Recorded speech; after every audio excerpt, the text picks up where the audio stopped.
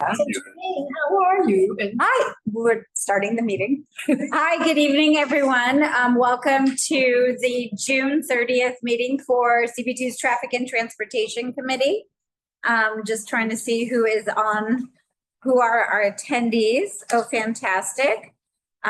Zach and Kate. Oh, we'll elevate Joseph. Okay, I haven't been. I'm going to ask Mark to do it since we're not. I'm the co-host now, so let's see. Yeah. And Andrew. Okay. We are going to jump in. So let me just take everyone through our bunch of things fell off the agenda. So we have a much more efficient agenda. I was worried about a long meeting. First, we're going to talk about Citi Bike and how to make it more affordable for people in New York City, both scrutinizing Lyft and potential subsidies along the way. And then we're going to jump right into Department of Transportation, a dedicated bus lane on 6th Avenue.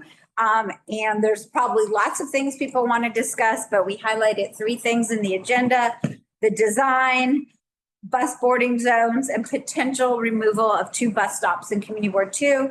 And finally, DOT's plan announcing new Citi Bike stations in Community Board 2. I'll go around, we'll introduce the committee, we'll talk about the topics. Questions first come from committee members, then from board members who aren't on the committee, and then from the public. And that's just the general order. My name is Janine Kiley. I'm chair of the Traffic and Transportation Committee. We'll go around this way. Janet Liff, co-vice chair. Anthony Wong, member. Susan Kennedy, board member. Shirley Secunda, board member. Want to promote Kate yet or wait? Okay, and we have Grace Fitzgerald from Eric Butcher's office. No, not Eric. Oh, sorry, I knew I was going to mess that up. Okay. Eric Butchers. Once Eric Butchers. Okay, fantastic. So our first topic is about making Citi Bike more affordable. And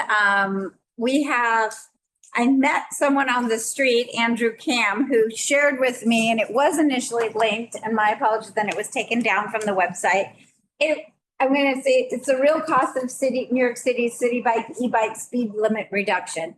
Whether you like the speed limit reduction or not, bikes used to be able to go a max of 18 or 20? 18, and now they can go a max of 15. So everything else being equal, your speed is reduced, but the price isn't reduced because you're paying for the amount of time you're using the bike.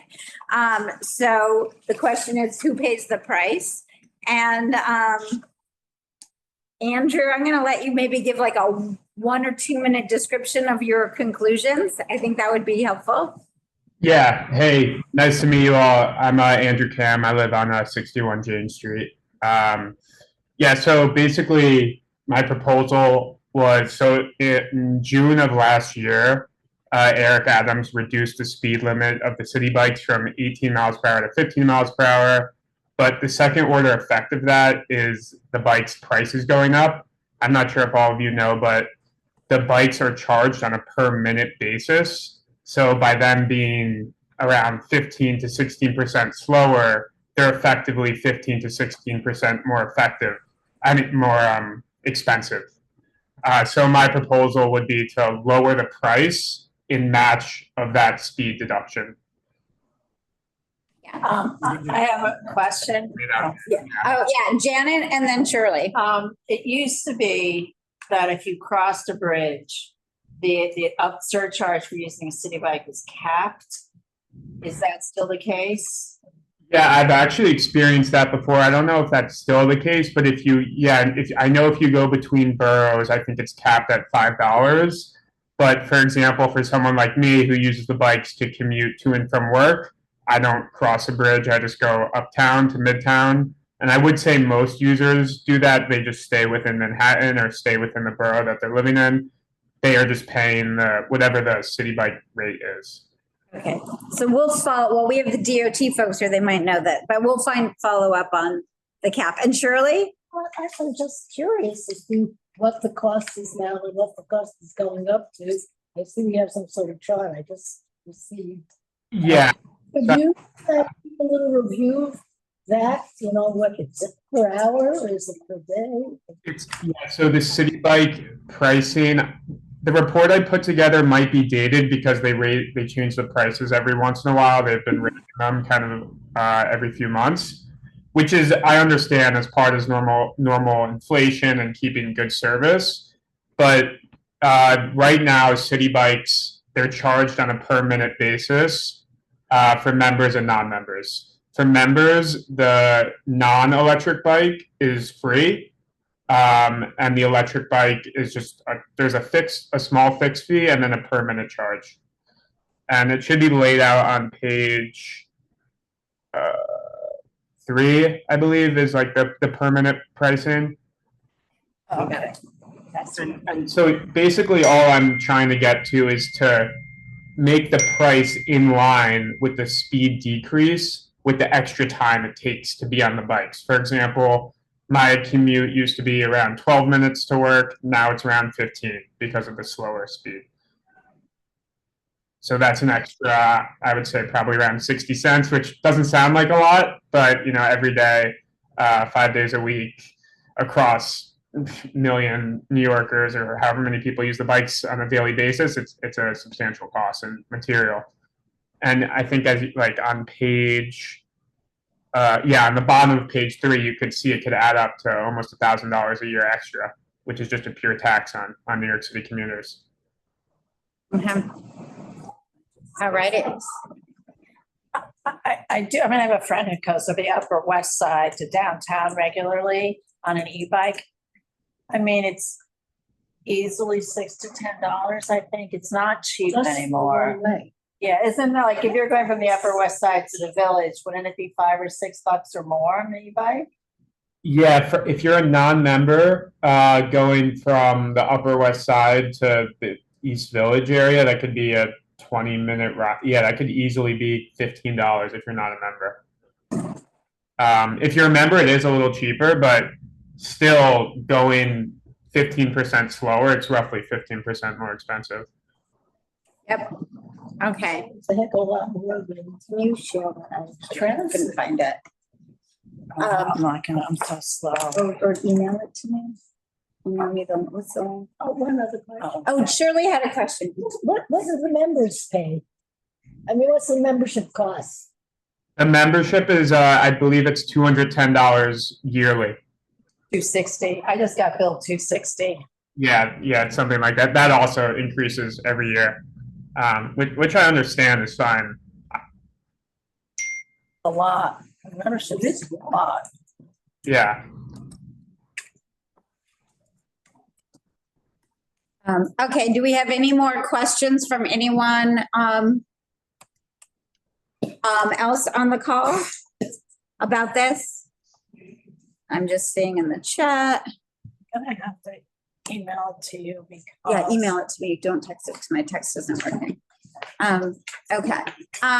Okay, this was really helpful, Andrew. We also, I talked to Andrew and then like 2 or 3 days later, Transportation Alternatives came out with a study that compared the cost of e-bikes in New York City on a per mile basis with other cities. And as soon as I have that up, I want to share that. Did you email it to me? Yes. Okay, hold on. I just want to address Laura's in the chat. Laura's comment. Doesn't a per minute charge encourage speeding going through the lights and onto sidewalks? So there's actual governor on the speed of the bikes. So there's you can only go a certain speed. It'll actually slow you down to Yeah. So yeah, the city bikes actually are capped at 15 miles an hour. So no matter how hard you pedal, you will not be able to go faster. A non-city bike, regardless of the speed limit, they are, depending on where you bought the bike at, the e-bike at, it may have different speed limits. And I do want to just highlight that next month, we're going to have folks from the Deliverista groups coming. And one of the biggest things that's right now, and I'm just going to make a statement of fact, and then we will not discuss this tonight, is that there's a misalignment between the people who work for the app and delivery companies and the delivery companies. Because if you don't make enough deliveries in a set period of time, you either you don't get more jobs, or you get substantially fewer jobs. So you're financially incentivized literally to cut corners and go the wrong direction, because if these are not high wage jobs, people need to put food on the table. And until we align those incentives, there's a lot of things that need to be fixed, I think, from talking to people, but it's always follow the money, and people are getting paid, and they're only making money to feed their families if they make a high number of deliveries in a short period of time. So that, I think, is possibly one of the biggest things driving what people are frustrated about with bikes in general. But let me share my screen, and I'm just going to highlight. Andrew, thank you so much for joining us and for sharing this report. I literally ran into him on the sidewalk. It's awesome to have somebody do this kind of statistical analysis. It's just math. You drop the speed, it costs, if you're charged per mile, if you're charged by time, it costs you more. And then I just want to share, Zoom. Thanks, and I appreciate taking the time to hear about. Thank you, and you're welcome to stay on. We'll probably demote you if that's allowed. Yeah, good. Thank you. Okay. Let's see. So here is the screen. So the price. I'm just going to hit the highlights. If somebody, you could put a link to this in the chat. The price of a 45-minute e-bike ride is much more expensive in New York. And this just compares the cities, Tokyo, and we're not talking, these are high cost cities, Los Angeles, Boston, Chicago, Washington, DC, San Francisco, range from $1 for 45 minutes to $12.15 in New York City. And the price has tripled for members, and with 8 price hikes since 2020. So you can see that the increase in the price. I guess the best thing to do would be to share. So I put the link in the chat. oh, thank you. Janet put the link in the chat if you want to pull this up on your screen. What I don't have there is how much inflation has been in this time period. But a 30-minute trip has gone from $3 to $8, and a 45-minute trip has gone from $4.50 to $12.15. I'm cheap. I just take regular bikes, but I don't go long distances. And I know in the outer boroughs, sometimes, our subway system is Manhattan centric. So if people are trying to get from maybe Brooklyn to Queens, it might be faster to bike than to come all the way into Manhattan and go back out again. One of Citi Bike's recommendations is to cap the cost per ride at the same amount of the subway ride, which is $3. So that's one alternative. I've also shared with the committee a resolution, and we've looked at there's a whole bunch of other stuff out there. One is the Citi Bike is operated by Lyft, and they have a contract with the city. We've talked about this at previous meetings because they did not adhere to their contract in terms of making the bikes usable after a snowstorm. Their job was to, clean up, basically do a better job. And I do think the second snowstorm, we got better service. But there's also a bunch of legislation in City Hall that would impact this. Councilmember Chris Marte has 3 different pieces of legislation for discounted Citi Bike memberships. One for public school students 16 or older, one for senior citizens over 64, and a third one for students attending CUNY schools. And those are 3 bills. And then Councilmember Ressler has legislation that would cap Citi Bike trips at no more than the fare charged for a single subway, which is the same. Oh,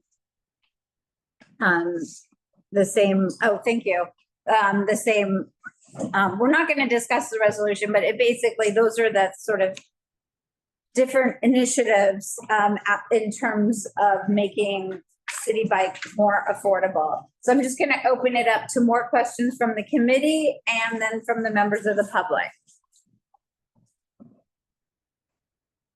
And of course, this is a budget issue and the budget was just finalized, but today with the handshake deal, the question is it's all about where does the money come from? It'll either be a city subsidy or a better contract with Lyft or a combination of both. So we're really just pushing and, yes, Susan?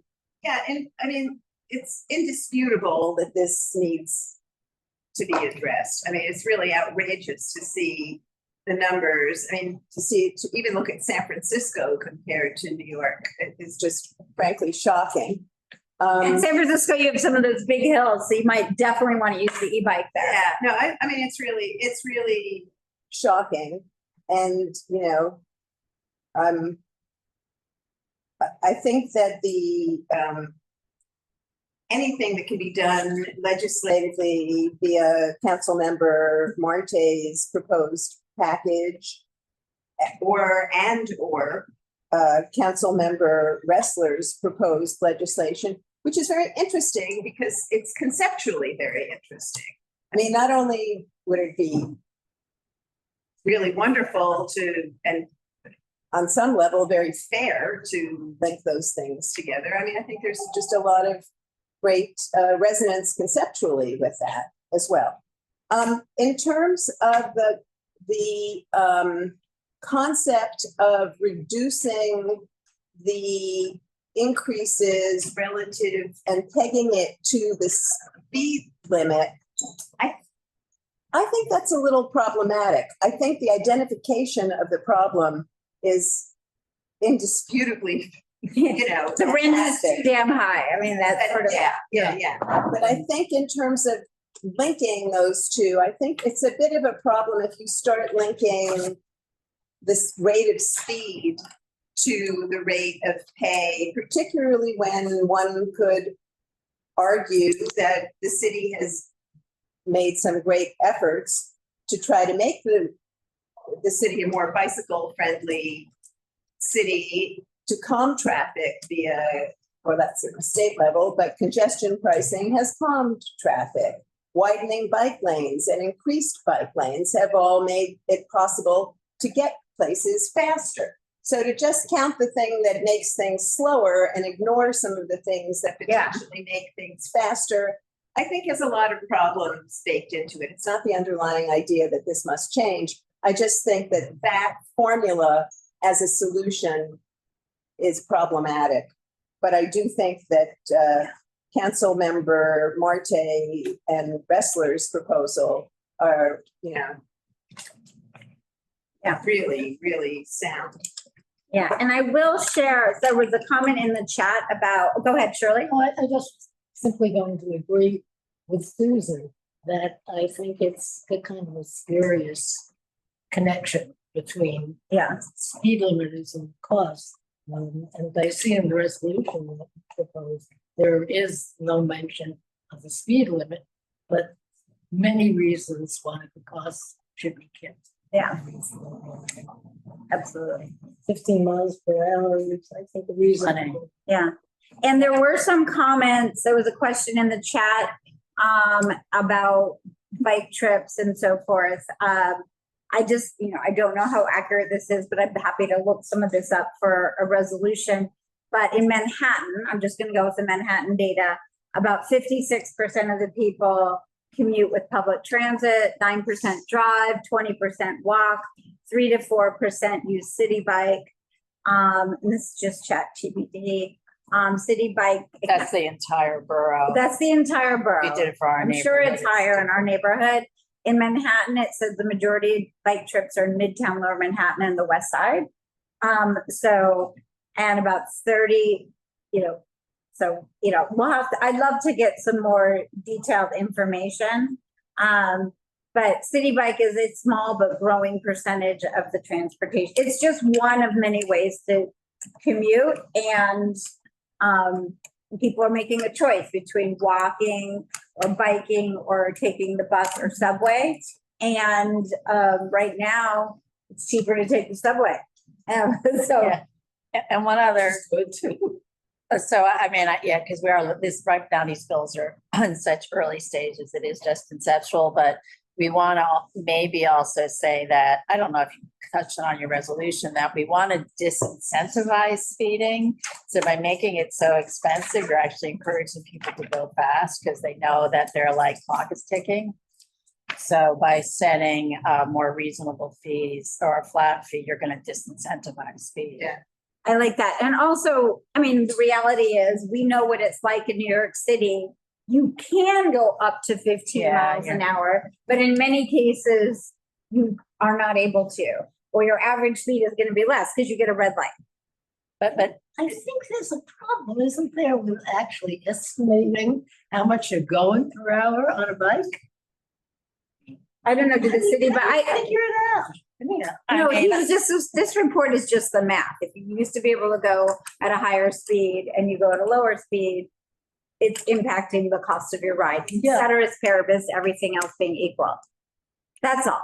I mean, Yeah, the, but I mean, in honesty, you don't really have like a speedometer on a bike or. No, there's I no do they- yeah, city bikes don't have speedometers. that being said, I mean, I have a speedometer on my regular bike and it's very easy to go over 15 miles an hour on a regular road bike. Oh, interesting. Yeah. Not in the city so much. Not in the city, because there's very few, you have to brake every block. Yeah. Yeah, but if you're on Hudson River Park, I'm just saying it's, you know, if I was gonna go on a long bike ride outside of the city, my average speed would be much higher than 15. But, and much higher when I was younger. But when you're riding around the city itself, Yeah. 8 to 10 miles an hour. Yeah, you can only go so fast. You're not gonna really. That's all you're going.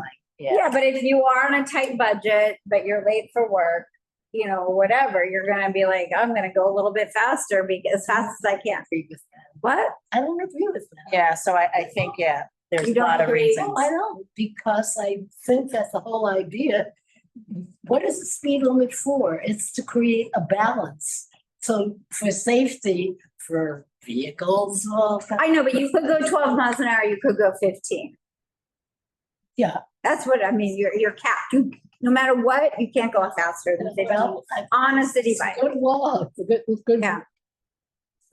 I think, Okay. obviously. Yeah, and it slows, you know, because it's like if you're on a road and 8 out of 10 people are going a certain speed, it sets the speed. So there's so many e-bikes out there now. City bike e-bikes are just crazy popular. You're gonna set at the top speed, really. Yeah. I mean, but the use is high, I mean, you know, in our community, the use is high. There, I mean, you see them in the bike lanes, the majority of the people on a nice day or non-snow day. But there's a lot of people using them. It is not the only mode of transportation. Subway is still the main mode of transportation in our community. But, But anyhow, I do think all the points made. okay. Okay. Okay, there are no more questions. Any more questions? Okay. Well, then we're gonna move to, we're gonna hand over the meeting to, we're gonna elevate all the people from Department of Transportation. And we'll let you guys share screen so you can present plans for changes to 6th Avenue. So it's Kate Wells. Kate, is there anyone else who needs, Oh, okay. and if you could let them both share screen or, Yes, hi everyone. We have a few people in the attendees. If you could elevate them, please. We have Dustin Koo, Jamie Cho, Kate Contino. I'm just looking to see if there's anyone else. if you guys could raise your hand, if you Yeah. want, if you're gonna, is Preston Johnson with DOT? Yeah, Preston is with us, Max Rob. Oh, a big group. Yeah, we have MTA with us as well. All right, I think we got And everybody. MTA is who? That was Max Rob, maybe. Okay, fantastic. You guys could just edit your names and put DOT or MTA, that would be helpful. Okay. Well, I know Kate, you're DOT. Okay. to you. It's branded somewhere.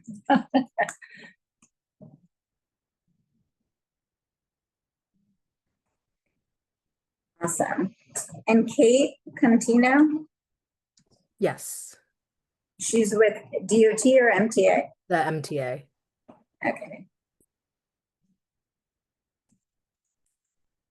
And Preston? New York City DOT. Okay, awesome. Okay, I'm gonna turn it over to you, Kate. Great, thank you very much. Good evening. My name is Kate Sher. I'm with the Manhattan Borough Commissioner's Office at DOT. I'm joined by several colleagues from DOT's Transit Development and Bike team. And I'll actually hand it over to my colleague Dustin Koo to get us started and to present this evening. Thanks, Kate. Before I start, I see that the Borough Commissioner Danielle Zuckerman's on the call. Danielle, did you want to say anything? Yeah. Hi, everyone. I'm just here to observe, but happy to answer any questions you have and appreciate your time to hear our presentation tonight. Looks like you're somewhere nice. Yeah. Thanks for joining us. Just in the backyard. Oh, nice. All right. I'll start by sharing my screen. Thank you all for having us here today. We're excited to present our proposal for 6th Avenue bus and bike improvements. 1 second while I figure this out. If you could speak a little louder, please. Sure. Thank Can you. you guys hear me? That's better. Thank you. Okay, great. I'll just project a little more. Okay, and you guys can see the screen? Mhm. Great. Okay, so today we'll be talking about background and context for the project, quickly go over existing conditions for what exists on 6th Avenue today. I'll walk you through the proposal. I'll just note that this is a condensed version of our presentation that only has applies to the CB2 portion of the project, but we do have slides for the full proposal if you want to see them. We'll go through summary and next steps and take your questions. So why are we studying 6th Avenue and why are we trying to improve 6th Avenue as part of this project? As you all may know, 6th Avenue is a major corridor for buses and cyclists. Over 51,000 average weekday riders ride 4 local and 27 express MTA buses. So there's a greater need for full-time bus priority on the corridor. Currently, it is only part-time in the northern section above 35th Street.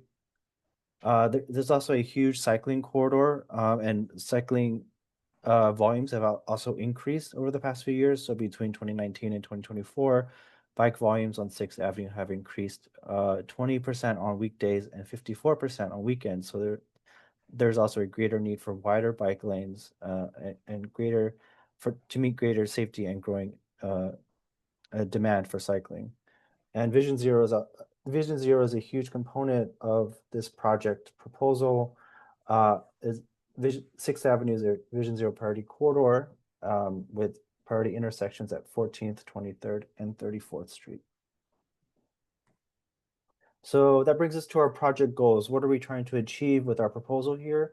We want to improve bike lane and pedestrian safety to accommodate growth in cycling, provide more space for new types of bikes, different sizes, and different speed differentials. We want to remove mixing zones and upgrade them to offset crossings. We want to create pedestrian islands that shorten crossing distances and slow turning vehicles, and also use this new pedestrian space as opportunities to install bike corrals and planters wherever feasible. We also want to improve bus priority on this critical corridor for buses and increase bus speeds and reliability for over 51,000 average daily bus riders who rely on bus service along the corridor. So we're only going to go through the CB2 proposal today, but just for your wider context, this is the full project scope. We are proposing to extend the bike lane widening from 35th to 59th Street. As some of you may know, there is currently bike lane widening being implemented between 13th and 32nd Street.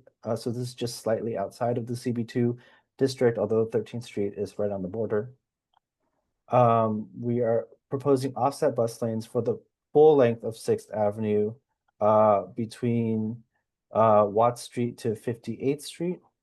And 30 north of 35th Street, we are proposing double bus lanes for specific blocks where the bus stop consists of the full length of the block.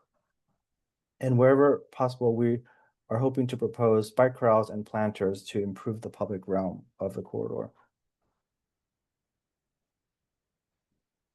So now I can pass it to my colleague Preston Johnson and the bikes team to talk about the existing bike lane widening it's being implemented, and that's starting at 13th Street, so just on the border of your district. Hi, my name is Preston Johnson, I'm project manager for the bike implementation from 13th to 32nd. So, you know, as Justin says, most of this is not in your project, but just to give you a little context about what's going on, you have probably seen that markings have been removed. You can see those dark lines on the street where the previous markings were, and the new lines that have replaced them that are in the photograph. One thing you can see from the photograph is that we are upgrading the mixing zones, which the way of making left turns across the bike lane by sort of bringing in the cars and having them sort of negotiate who turns if the car is to turn before or if they turn after the bike passes. We're upgrading all those to offset crossings, which include pedestrian islands like what you can see right there. And so this work, the lines have all been installed. The green paint has already been started. I haven't been up there today, so I'm not exactly sure if they've completed that, but then they will install the additional bicycle markings and planters and parking regulation changes. Great, thanks, Preston. So now moving on to existing conditions. So just to clarify, the bike lane proposal is just north of 13th Street. So the majority of the CB2 portion does not have new bike lane treatments. So we can skip this part for now, but focusing on existing bus facilities on 6th Avenue, there's currently no bus priority on the majority of the corridor. The existing bus lanes today are only between 35th to 56th Street, and they're only part-time during the rush hour, so weekdays from 4 to 7, making them pretty ineffective. So there's, for the majority of 6th Avenue, their buses are stuck in regular traffic. So now I can pass it to my colleague at the MTA, Jamie Cho, who can go over existing bus speeds along the corridor. Hi, good evening, everyone. I'm Jamie from MTA. I'm also joined by my colleagues, Kate, Rob, and also Max. So going into the bus speeds, as Dustin mentioned earlier, 31 bus routes travel within the 6th Avenue study area with 4 local routes and 27 express routes. Bus speeds are slowed throughout the corridor, with speeds generally slowing down as they travel north and are especially slow between 14th Street and 59th Street.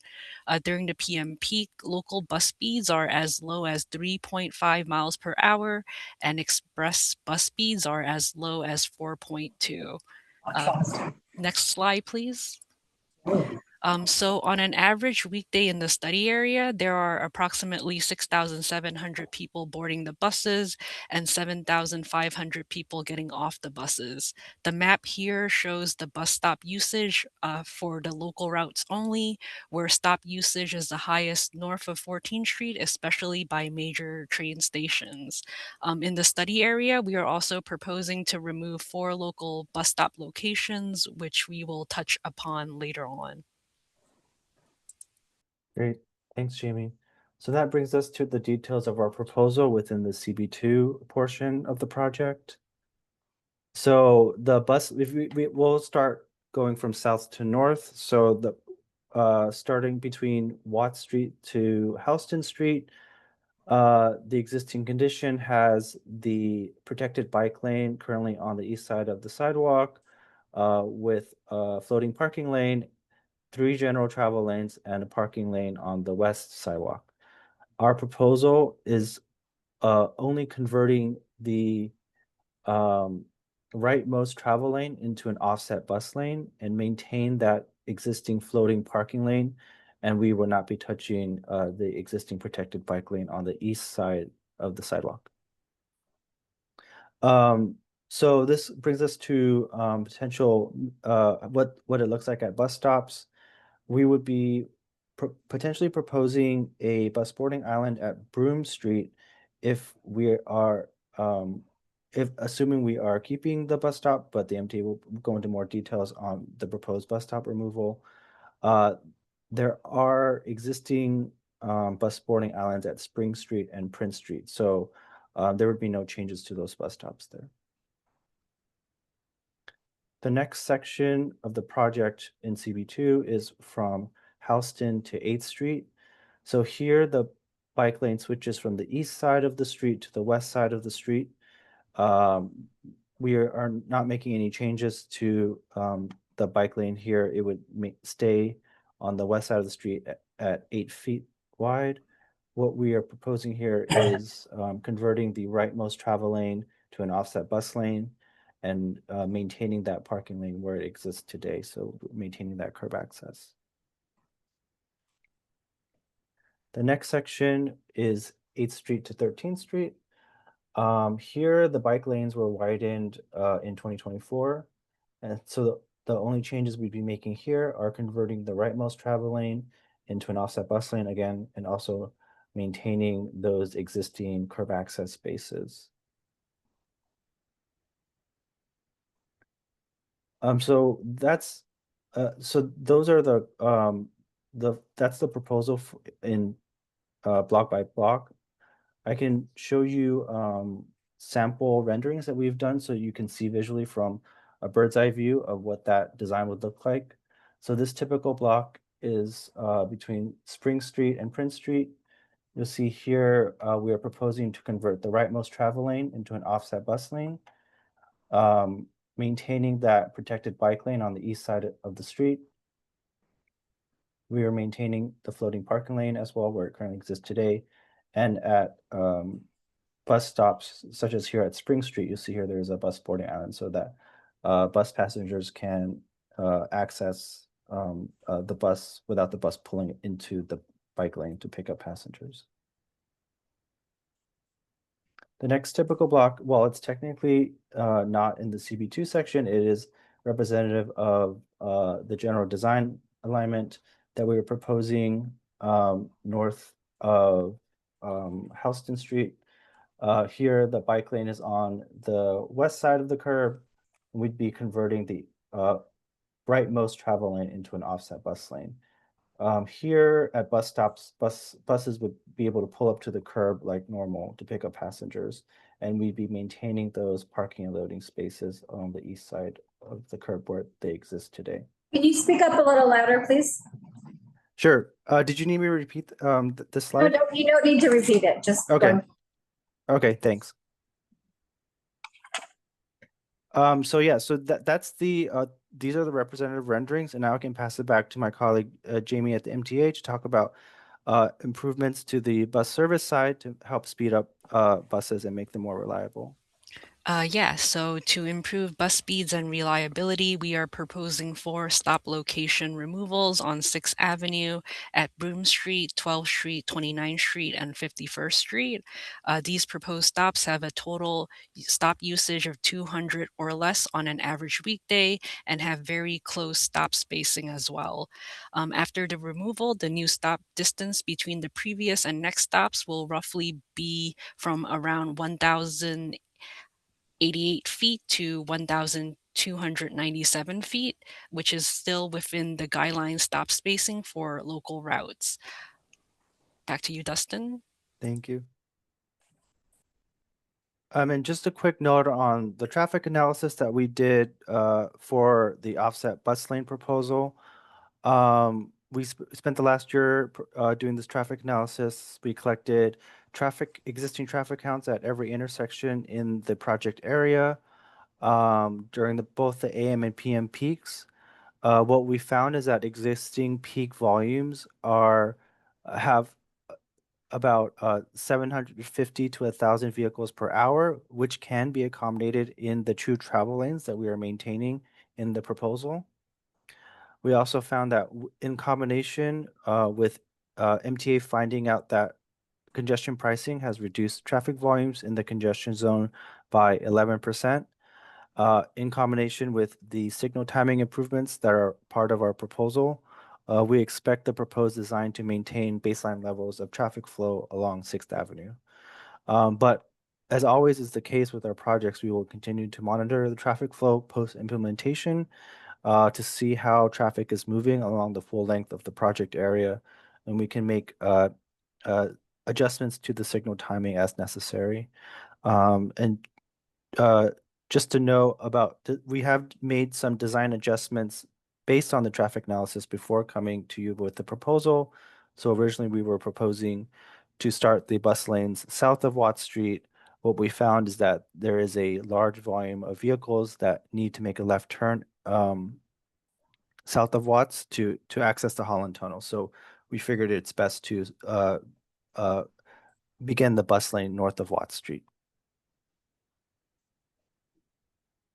And just a quick note on curb management. So our parking unit will be exploring updates to the metered parking regulations along 6th Avenue to improve commercial vehicle access and provide more turnover for passenger vehicles.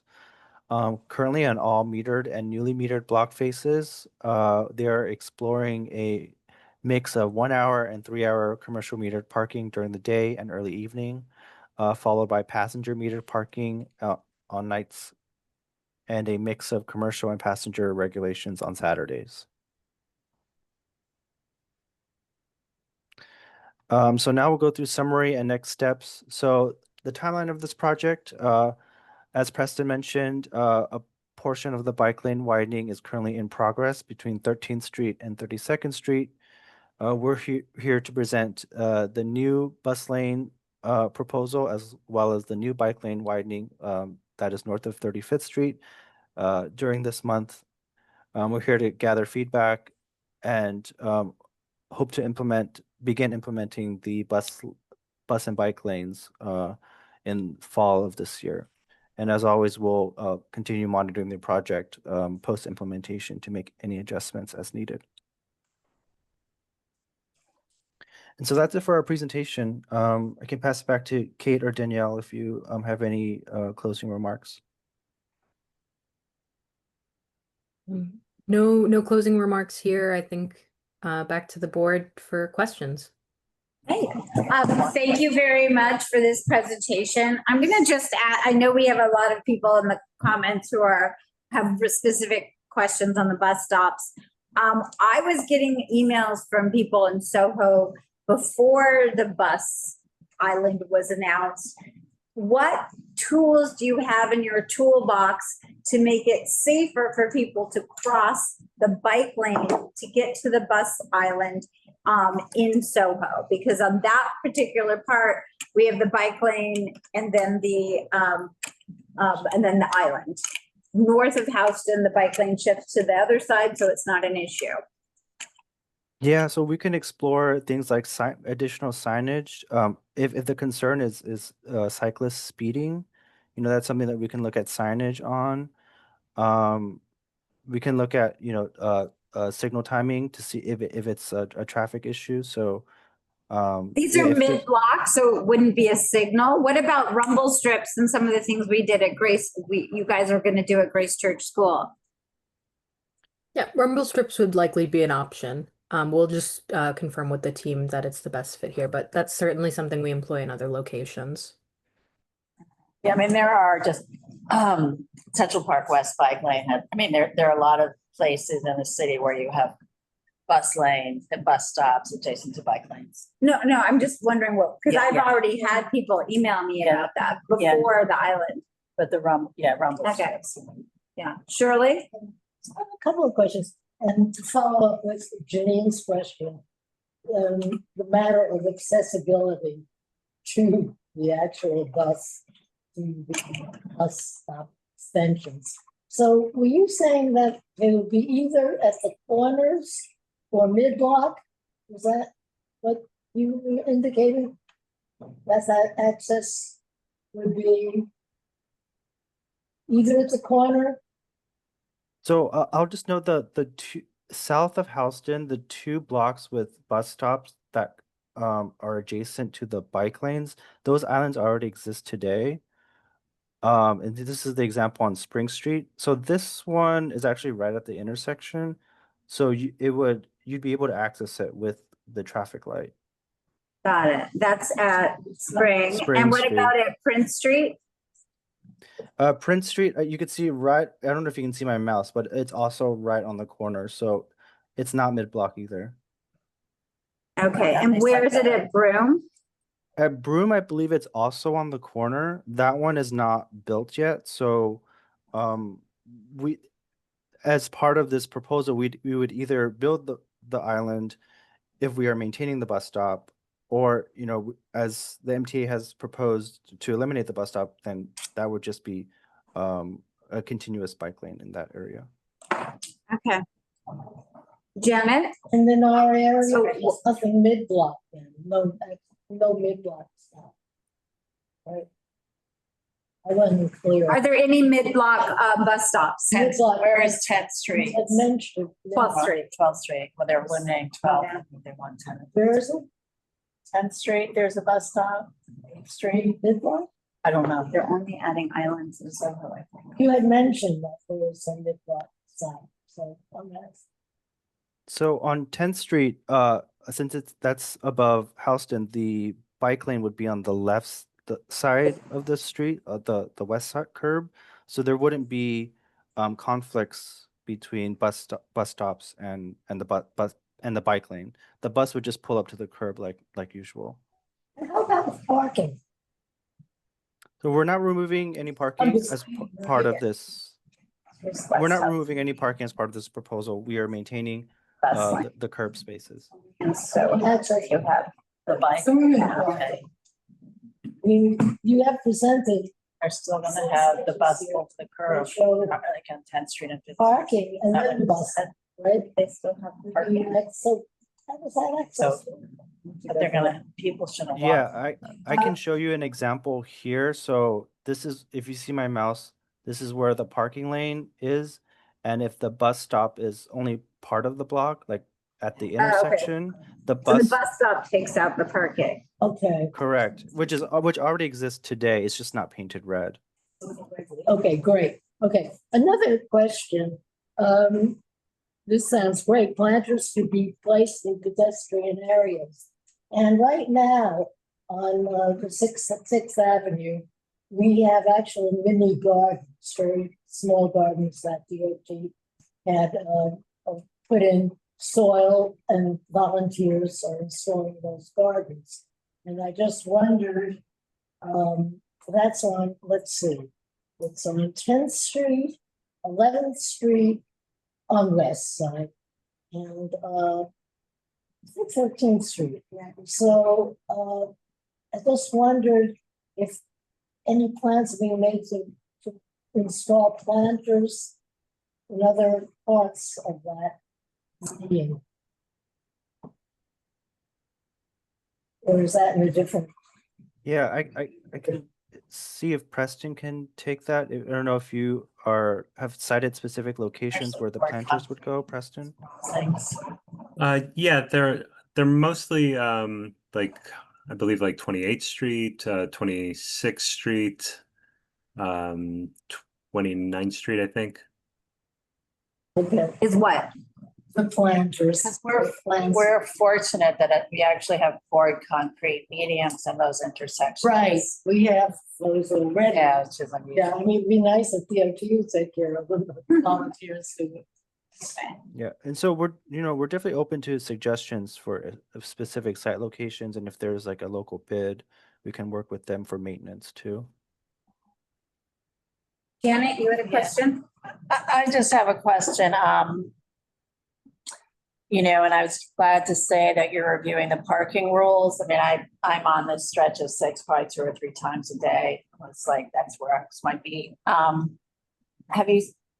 There's one, this is very local, but Citarella has double parked trucks pretty much 80–90% of the time. I don't think I've ever gone to Citarella when there wasn't a double parked truck there.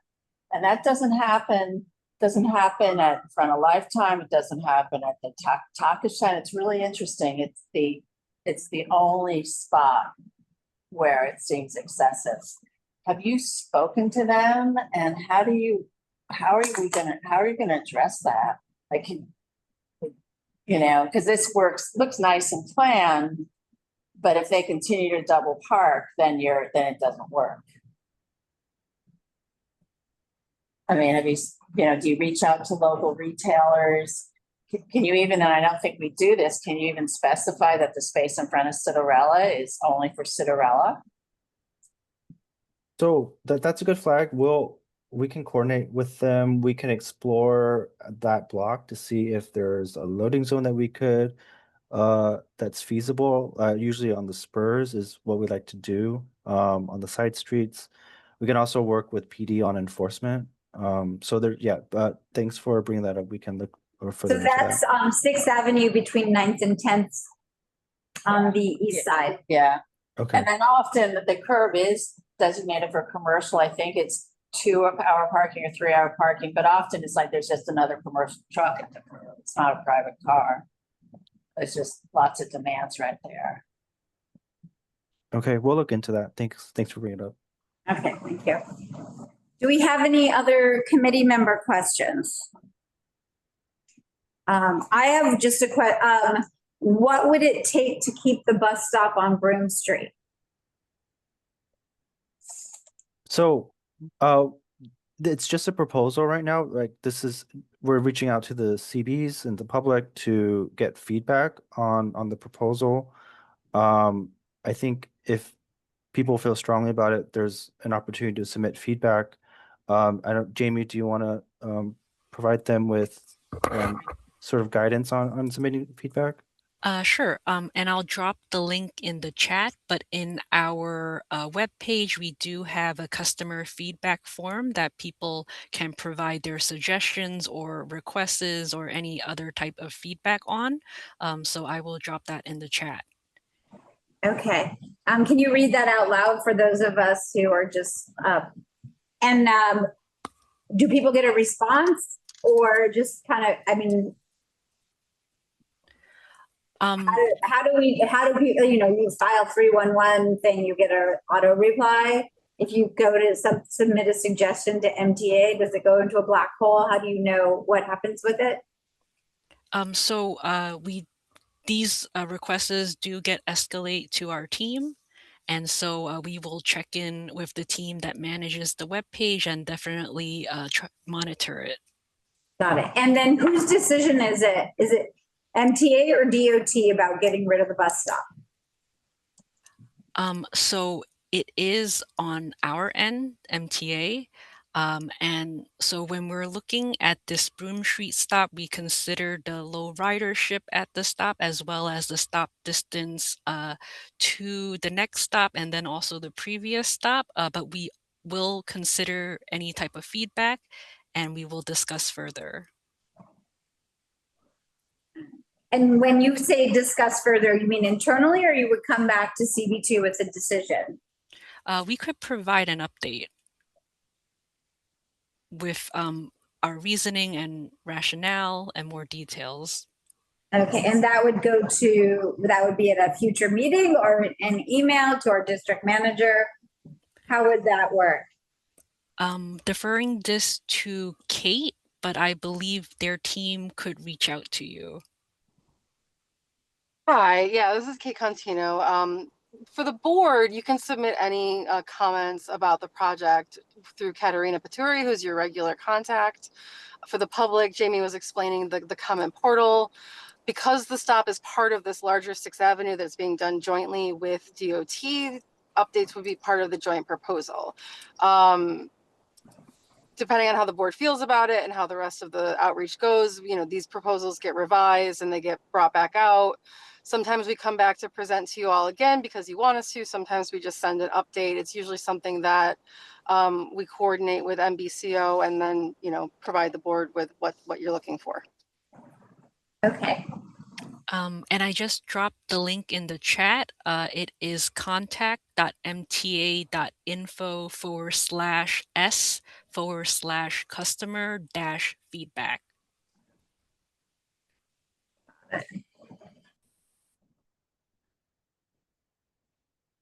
Okay, do we have any more committee questions? Okay, I see Jeffrey Rowland has raised his hand. Jeffrey? Disappeared. Oh, wait. Only Laura. Okay, Jeffrey Rowland had to go. Laura, oh, we've, Laura and Chris. okay, so Laura, why don't you go? And then Chris, first Laura, then Chris. You ready for me? Yep. Okay. First of all, Broome Street stop is a stop I use, so I really wanted to stay. It's already almost a half a mile for me to get to there. And it's my first uptown bus from where I live. I live off of Lafayette Street. The same problem, the other buses, the M103 going uptown. Those are the only 2 uptown buses available to those of us who live near Broome Street. And I'm right in the middle, so it's like a 10-minute walk there or a 10-minute walk the other way. I really hope it stays, but that's not really so much. I want to address a few things with this. I guess my husband often does sometimes use a Spring Street stop, and he's been very unhappy with the changes that were recently made in terms of he does not feel safe. He's elderly, and he does not feel safe crossing the bike lane to get to the stop. And there's no place to sit while you're waiting. So, and he feels very exposed standing on the bus island. So one thing that's really needed here is a place to sit at every one of those islands. It's been something that Community Board 2 has been lacking quite a lot on both going uptown and downtown. We don't have enough seating, especially when the M55 only runs, every 20 minutes at best? It's, you know, the other day he literally waited 55 minutes for the M55. That was last week. No place to sit. He came back shaking. It's not working for the elderly people who are the people who use the buses. And I was sort of brainstorming in my mind about what to do. And I think the idea of something to slow the bikers down and be them more aware. But the fact of the matter is, and this is something for the community board, can we think about legislation that requires bikes to stop when there is a stopped bus loading and unloading at a bus stop, the same way that's done for school buses? If the bus stops are all going to be, if you have to cross a bike lane, it's a real problem. So the crossing issues, the seating issues, the stopping, I think I pretty much went to what I want to say. I applaud all attempts to get buses moving faster. I think congestion pricing has significantly done a great job on that. But that's how I generally commute. And so it's very important to me, as a senior citizen, to have seating and to have safe access to the buses. And I really hope I don't have to walk another 1/10 of a mile to get to the Spring Street stop if the Broome Street stop is removed. Yeah. By the way, I did the math, 1,088 feet is Yeah. 2/10 of a mile. Yeah, I did it. 1297 is 0.25, so 4 north-south city blocks and 5 north-south city blocks. What's the difference from Broome to Spring? I don't know, I'm sure there's, but I do just share, I put in the chat, and we included this in our Canal Street resolution, that Soho is a senior pedestrian zone designated by the city. So from an MTA perspective, it may be a lower use stop, but this is a neighborhood that the city identifies as a senior pedestrian zone, and might be a situation where you might want more frequent stops, so people do not need to walk as far. And I put the New York City data link into the chat as well. Well, and one last comment, which really isn't about this, and I'm sorry, traffic and transportation, but it still is. The M1 bus that goes downtown to Center Street was promised to Community Board 2 that it would go down further downtown, and that never happened. It would really be much better for us if it did go down to the stop that it was promised.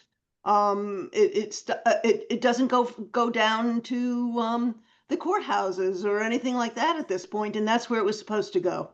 And I don't know why it never was affected, but it was supposed to be done pre-COVID.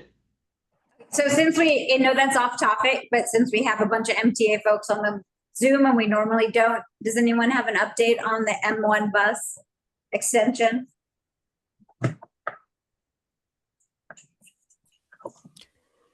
That's a little bit before my time, but I could definitely take that inquiry back to our team to further discuss and look into it. Okay, Jamie, that'd be great. It would be wonderful. Thank you. Yeah, Janet? I'm curious, Spring and Prince are pretty close. Why eliminate Broome and not eliminate Spring? I'm just throwing that out there. I mean, I did just do the measurements, and it said Broome and Spring is 450 feet between Broome and Spring. So maybe they're closer, and Spring and Prince is further apart up there, but do you know the actual distances? So between Broome and Spring, I think that decision rested on the amount of ridership and stop usage at that stop. Okay. Yeah, so and there is a subway stop at Spring Street. Yeah, that's right. Yeah, correct. And that is also a reason why we chose to stay with Thompson or Grand Street, depending on when the construction stop will go back to its original place, because that stop is also close to another train station. Got it. Yeah, I just wanted to go back to Laura's question about seating, because I thought that was a good one. We're generally trying to add seating where feasible to every bus stop. That's going to take several years, but everywhere where it's feasible to put a bench, we're at a bus stop, we're looking to install one. In places that don't meet the criteria, we've tried to deploy leaning bars. Sometimes on the concrete island, those are too narrow. May I address leaning bars? Yeah. They have to be a certain height to use them. Too tall is a little tough, but too short, or your kid, you can't do it. Totally understand. I think those are only used when the bench isn't feasible.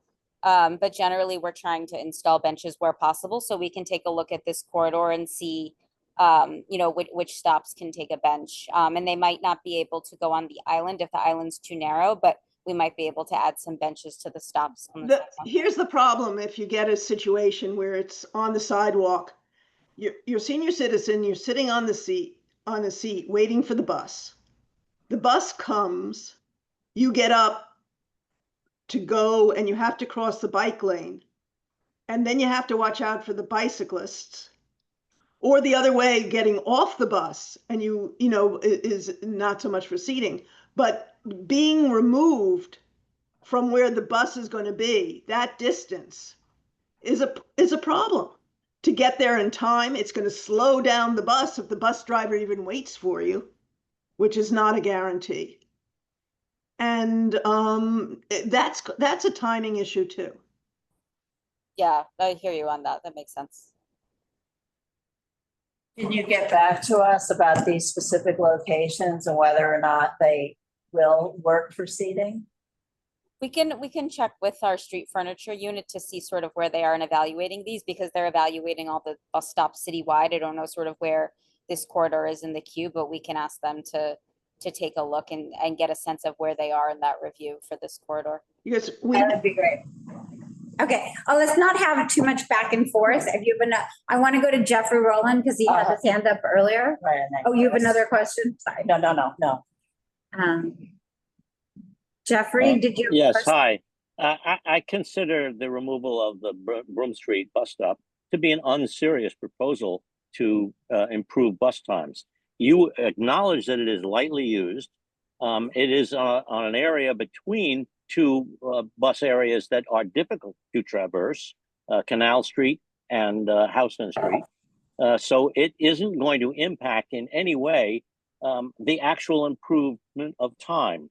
And it is an imposition on the community to remove an option of being able to get on or off at that location instead of another location, because both are lightly used. Whether I use Spring Street or I use Broome Street, I am one person. So that is one of those 200 numbers. It's not going to make a difference if I'm the only one at either of those bus stops. And most of the time I would be.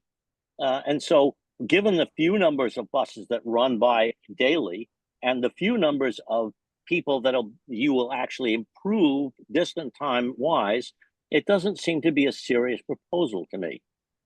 That's my first point. My second point is when it comes to accessing the islands, you have done a relatively good job in some places, but at Spring Street, you've done a terrible job because you haven't actually widened the crosswalk section near the island bus thing. And the problem with that is that because of the east-west pedestrian traffic between Trader Joe's and the bid over there and all of the Google people getting to the subway, huge blocks of people cross at the same time in both directions. And so there are generally people standing on that crosswalk by the bus thing so that somebody trying to get to the bus thing hasn't got enough room. So you needed to make that much wider, that one section where the bike lane is. And you didn't. And that is something that should be corrected. Those are my two complaints, but I really will be objecting if you remove the bus stop at Broome Street. I think you should just go with the other proposal, which is to put an island there. And if the bus stop the driver doesn't have to stop, it doesn't change his overall time performance. Hudson Street, Canal Street, the tunnel traffic, that would impact him. Thank you. Can I ask what the suggestion is to make wider? The striped portion of the crosswalk that goes from the sidewalk to the bus island is not wide enough to accommodate the crowds of people that accumulate on it for people who also are handicapped people trying to get to a wheelchair, to get up the ramp, to go to the island. You haven't made a big enough area for that crosswalk to the island. So it's usually got people standing on it. And because it is an angled turn at Spring Street, you usually find people cutting the corner in a big crowd. So I really think you need to really examine that from a perspective of bus usage, because the pedestrian traffic is very big. Thank you. Thank you. Yeah, we can take a closer look at that and see what we can do.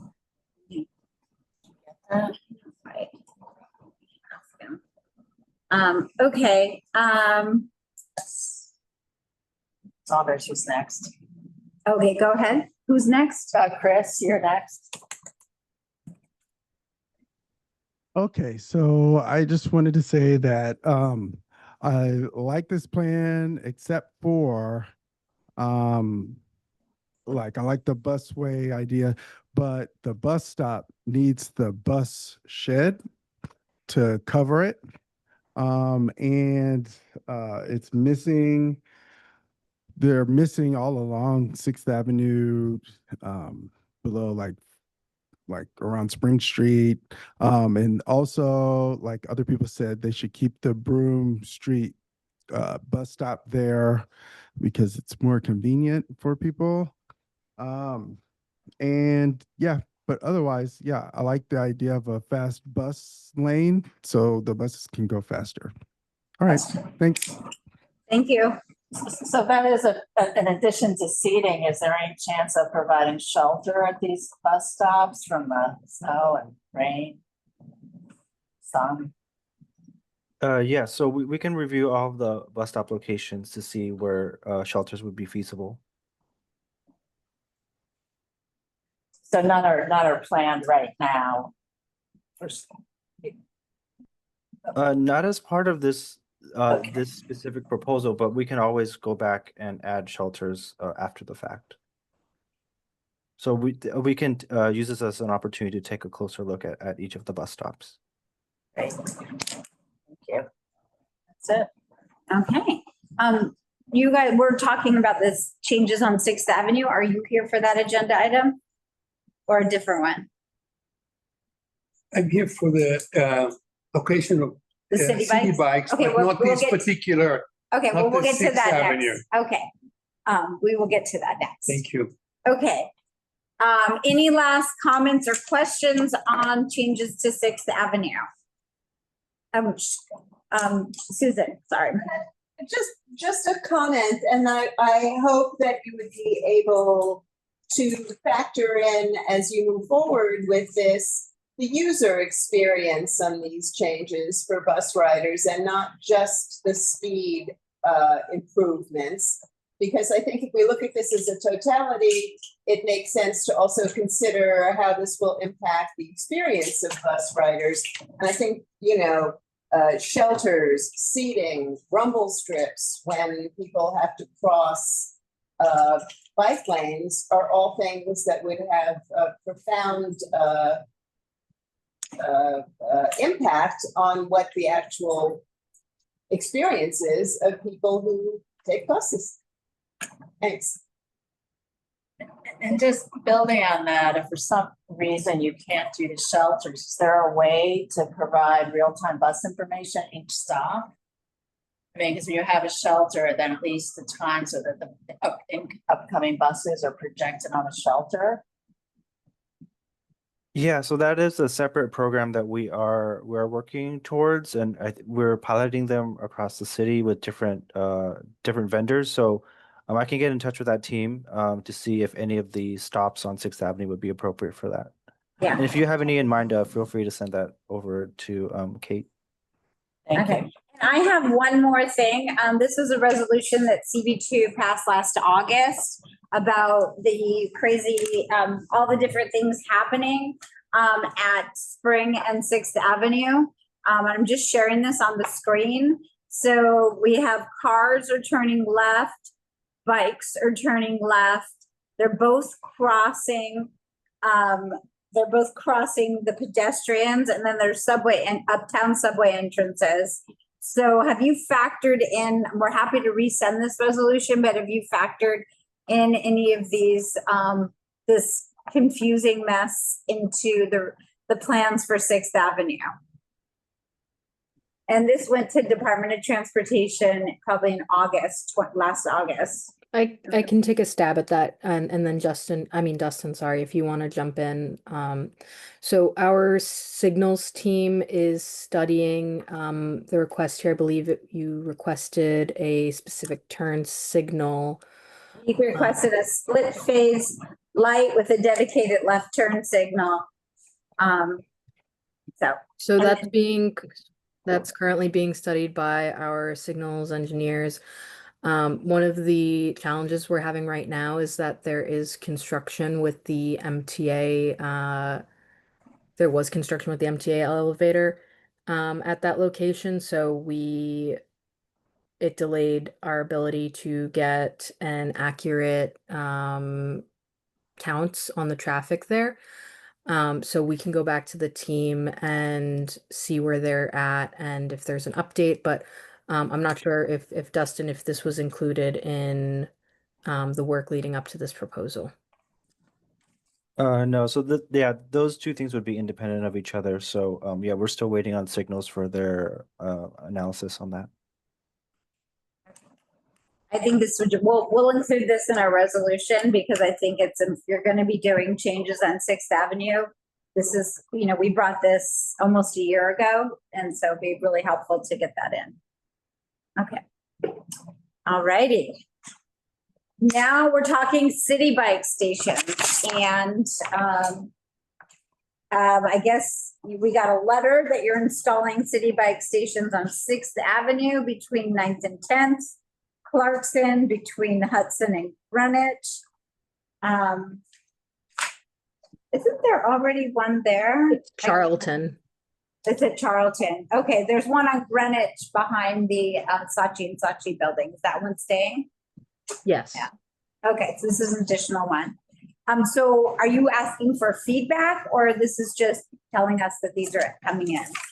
We're not asking for official feedback. This was more of a notification, but of course, if there's any critical feedback, we're willing to take it back to the team and see if we need to make any adjustments. Yeah, so how does the bike, where's the bike rack on 6th Avenue between 9th and 10th? Because there's a bike lane there. So is it taking out parking or what's, I mean, maybe you could show the slides that we just had up. Dustin, would you mind actually pulling up the deck again if we have a 6th Avenue from West 9th Street to 10th Street block? If not, we can describe it. So it's going to be on the west side of 6th Avenue in the parking lane adjacent to the bike lane, near the library, closer to the West 9th Street side of the block.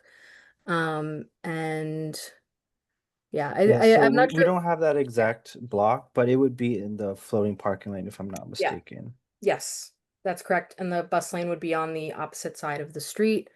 There is commercial, sorry, it's not commercial parking. It's 2-hour metered parking there existing. It would probably take up around 2 parking spots. I will say that I think that's a great location because you're adjacent to a garden. So there's no commercial activity on that block. I do want to point out it's up across the street from the Citarella. I know. That we raised for this. Here we are. This is Citarella under the scaffolding. Yeah. And it is across the street from Citarella. So I just think, I think we need to factor in what's going on at Citarella and the double parking there. Okay. And then the next one on Clarkson between Hudson and Greenwich. Charlton. Wait, we typed it wrong. It's Charlton between Hudson and Greenwich. Sure. So that one's going to be on the north side of the street, along the bike lane, also replacing some of the existing alternate side parking that's there. We expect it's going to be around 45 docks and around 72 feet, and closer to the Hudson Street side of the block. We selected this location as well as the 6th Avenue location based on demand in the area. So the infill process that you receive the notification for is when we look for new locations to install Citi Bike stations, as well as densify our existing stations to meet the ridership demands. Got it. Do you talk to the bid? Because that's the Hudson Square bid, right? So we're going to notify the bid as well. Got it. Question? Okay. Before we get to, I know you have a question on you have a question on this one? Okay, go ahead. First of all, any committee members first, because we always go committee and then, okay, go ahead, Solly. Thank you. My question, Kate, is when you locate these bikes stations, do you pay attention to the land use of the building behind the bike station? Does it matter to you, for example, if it's residential or if it's commercial? Sure. We taken several different siting criteria into account, including the land use, or pardon me, the utilities in the area, the geometry of the roadway. We install city bike stations, though, in front of all kinds of land use, so residential, commercial, and we see them function successfully. But we see them work in all kinds of locations.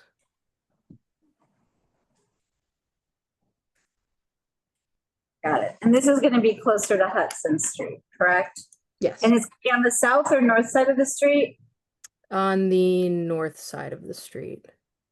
Okay. Okay, where Saatchi and Saatchi is. Okay. Yeah, that's it.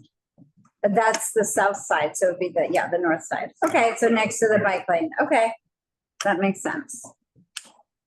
And while we're on city bike racks, it sounds like we have a question on another city bike rack. So I'm just gonna. Yes, I communicated this to you, Janine, also in the letter. I'm a resident of 284 Lafayette Street, between Houston and Prince Street. We had a bike station there in 2012. We asked for it to move from the front of our house because there are a number of old people there. Some of them are with wheelchairs, walkers, and it's very difficult. So they moved the bike to in front of the Puck building.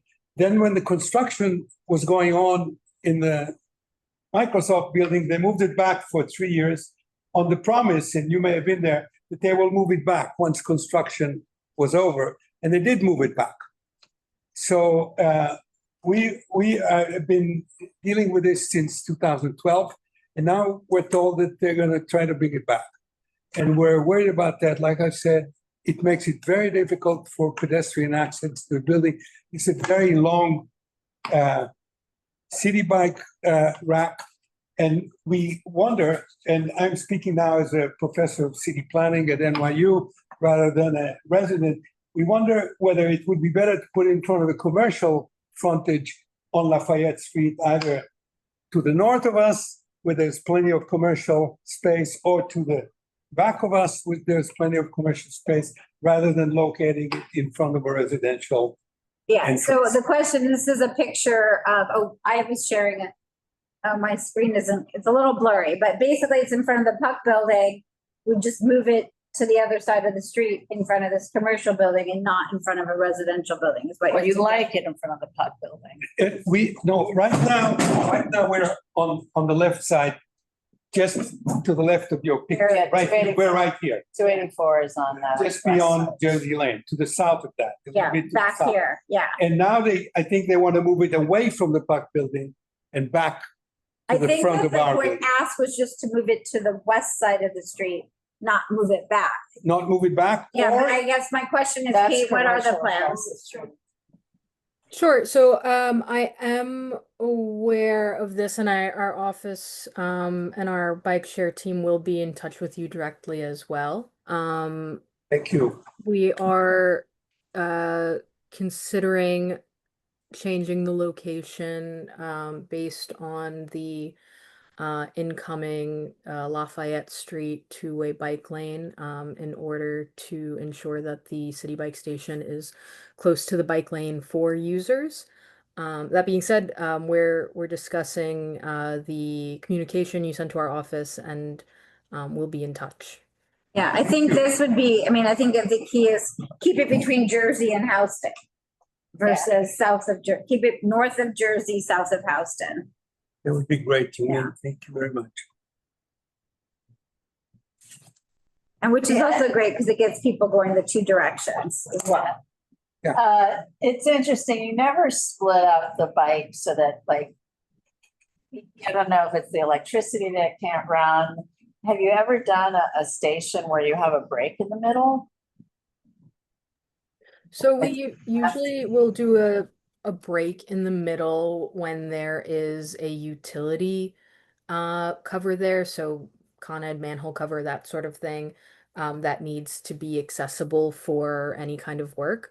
There are some cases where we will do a break in a Citi Bike station if there are really significant operational needs from a building, like a loading dock or some kind of trash or everyday operations, but we do use that sparingly. Okay, thank you. And we have a question from Laura Tenenbaum. We're promoting you, Laura. Or maybe somebody already did. Okay, just speaking at this point. You hear me, right? Yes. I just wanted to, which I do every time when there's DOT people here talking about Citi Bike, Petrosino Square. Why can't you move the bikes out of our sculpture pedestrian plaza and put it in the roadway? Why? That was included in the CB2 resolution on Lafayette. I know, but I just have to say it every time because it makes no sense that after the community got their city council member to spend give $500,000 to give us a pedestrian plaza in an area where we don't have anything like that. It was taken over by Citi Bike and has never been given back to the community. When we're saying put it in the roadbed, take out cars, we don't care. Okay, thank you, Laura. Okay, any other comments on Citi Bike location, station location?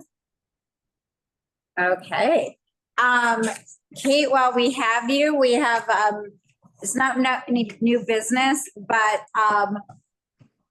you did a neighborhood, DOT's done a neighborhood loading zone pilot.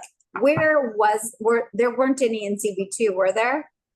I would have to go back and check. I don't recall with the notifications we did maybe 2 years ago for that, if we sent any to CB2 at the time. I believe that was based on legislation, and we were required to install loading zones based on density of deliveries and prioritize neighborhoods based on that. But if you have a specific location in mind for a neighborhood loading zone, we're happy to take a look at it. What happened to the program? Yeah. It was a good concept. I mean, I did see them. They were on like 16th Street. They're a bunch in Chelsea. Like, are you still pursuing loading zones? We're still they're still part of our toolkit. That pilot was rolled out to see how they would work, but it's still something that we are using. So happy to take any suggestions. Okay. And just want to follow up on, there's a bunch of follow-up things on Lafayette and 4th Avenue. Still haven't painted all the lines. I see the progress. Any update on getting the switch for the fire station at Great Jones and Lafayette? Not that I'm aware, but we'll circle back with the team. Okay. And Pete, do you have a quick question? Yes. Pete Davies. Yeah, thank you very much. First of all, the new lines that have been painted on Lafayette between here and Thompson Street are seem to be a really exact procedure that you guys have worked out. It's I'm curious. The bike lanes seem to be two-way, but I see a lot of bicyclists riding en masse in one direction in both lanes. So I don't know what you guys can do about that. Well, it's not painted yet, Pete, so I don't think people really know what's going on. We have to wait for it to be painted before we have comments about how it's being used. I will say I used to go around the block, but because they now have a middle line, I've biked south a few times on the far right side, but they're not painted yet. So people who are not used to the neighborhood and didn't write a resolution on this are unaware. So I think it's a little early to comment on that. Okay. Then about the loading zones, I believe they're going to come back. Remember. Okay, yeah, I believe the loading zones were one of the commitments to the community as part of the Soho NoHo rezoning, that there was going to be a study, that was 5 years ago. So, and I know that there was some forward movement in that, but that there also seemed to be a lot of resistance to anything like that from the commercial and retail tenants, because they were going to have to join together to come up with a plan that included everyone. And that is kind of the opposite of the way real estate folks like to be independent. So I'm just wondering what has happened. If the idea has fallen into a hole and it's not going to happen, that'd be good to know. If moving forward, Okay. Yeah. we need to know where it's moving. Thank you. Yeah. Thank you, Pete. Kate, are you going to need to get back to us? Yeah, I will. Some of the agreement points for the Soho NoHo rezoning predate my time at DOT. So for that part of the loading and unloading commitments, I'll have to get back to you. I can take this. I think the neighborhood loading zone commitment was specifically in connection with the Broadway study, which we still plan to do after Canal Street. And Canal is a pretty like traffic intensive street redesign, and so our plan was to add Broadway afterward. But that doesn't preclude any sort of loading zone interventions before that. If there are certain locations that you think warrant them, I think, you know, it's useful to know sort of what sort of activity it is. Maybe it's a neighborhood loading zone, maybe it's metered parking, maybe it's, you know, commercial loading zone. So I think understanding sort of what kinds of issues and needs there are in a particular location, we can then work with our borough engineering, our parking, our freight teams to figure out the best solution for, you know, what's going on in a particular area. I think the Soho bid had initiated it, or they were very involved in it. But they would only be on Broadway. They wouldn't be on Right, the rest Lafayette. of it. That's the issue. Okay. Well, I'll find the points of agreement. Pete, let me just coordinate. I want to coordinate with the office and see how we can do a little bit more organized crowdsourcing, because we want people to give us ideas for meter parking. We want people to give us ideas for where we're missing post office. We need curb cuts. You know, there's lots of stuff that people know their block best, and we need to sort of crowdsource that information and how to do that. Use technology to pull that information from our community. Okay, and that's a good transition. I just want to give people a highlight for next month preview. We have the Deputy Director of the Workers' Justice Project is going to talk about infrastructure for deliveristas in Community Board 2.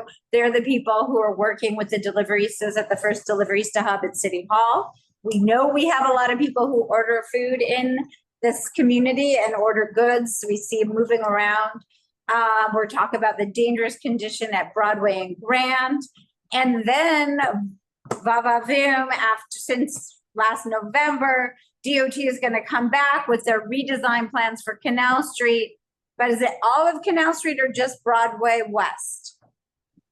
So we are coming back to Community Board 2 and Community Board 1 in July to go over an updated proposal for Canal Street from West Street to Broadway.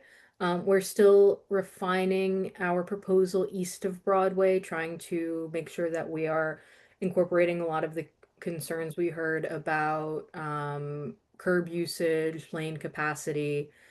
So we're expecting to go back to Community Board 3 on the east side, you know, later in the year. Yeah, Community Board 2 is also the east side. We basically go all the way to Bowery, you know, so middle of the street is other than the right off the bridge, but we're pretty much all of the Canal Street redesign. So it's not just CB3. In fact, CB3 is really just the bridge to the middle of the intersection. And then the rest of it is CB2. We also want to talk about Grand Street as well. we don't know if that part of the proposal got as much airtime first time around, so we want to make sure to have a fulsome conversation about that. And that's for this. So we'll have to revise we'll coordinate with you to revise what's on our calendar to accurately reflect that. And when will we get slides? Because I get a lot of pressure from our board chair that we need to have the slides up on the CB2 website in advance of the meeting. It's being presented to CB1 on July 22nd. So they'll be public at that point. Okay, so we'll get it, and we're July 28th, is that correct? Yes. Okay. Okay. We'll look for that email that day then.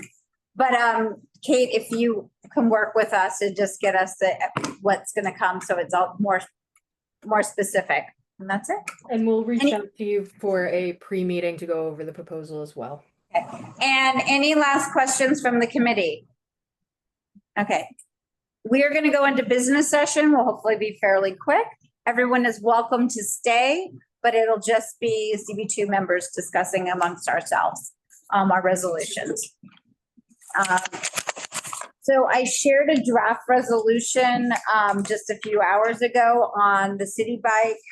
Janet made a few comments on it. I haven't seen those, but they're not material. I'd like to add into it just some of the things we discussed. The resolution there's a copy here if people want to take a look at it that we can add in. And obviously the minutes it's just the shell. But basically add in, let me just go through my notes here.